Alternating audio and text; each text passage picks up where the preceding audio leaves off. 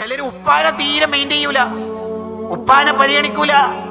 ഗൾഫിലൊക്കെ പോയി ദീർഘകാലം കഷ്ടപ്പെട്ടുണ്ടാക്കിയ വീടും എല്ലാ സൗകര്യങ്ങളും മക്കളെ കെട്ടിച്ച് എല്ലാം കഴിഞ്ഞ് ഉപ്പ പ്രായമായി. ഇപ്പോൾ ഉപ്പാക്കായിട്ട് സ്വന്തമായി വരുമാന മാർഗങ്ങൾ ഇല്ലെങ്കിൽ ഉപ്പ നിസ്കരിച്ചിട്ട് വരുമ്പോ ഉമ്മയും മക്കളും ചർച്ച അവസാനിപ്പിക്കും. ഉപ്പ വരുന്നുണ്ട്, ബാക്കി പിന്നെ ചർച്ച ചെയ്യാം. ആ പാവത്തിന് എത്ര വിഷമുണ്ടാവില്ലേ?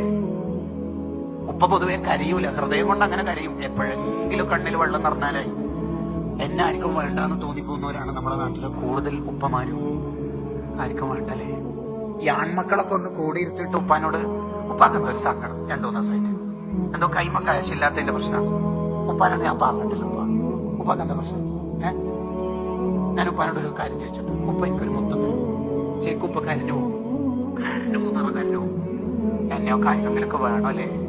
ഇങ്ങനെ മരിക്കുന്നിടത്ത് മരിക്കട്ടെ എന്നിങ്ങനെ വിചാരിച്ചിട്ട് ജീവിക്കുന്നവരാ പല ഉപ്പമാരും. കാരണം ക്യാഷ് കയ്യിലില്ലെങ്കിൽ പുതിയ കാലത്ത് കുറച്ച് ബുദ്ധിമുട്ടാണ്.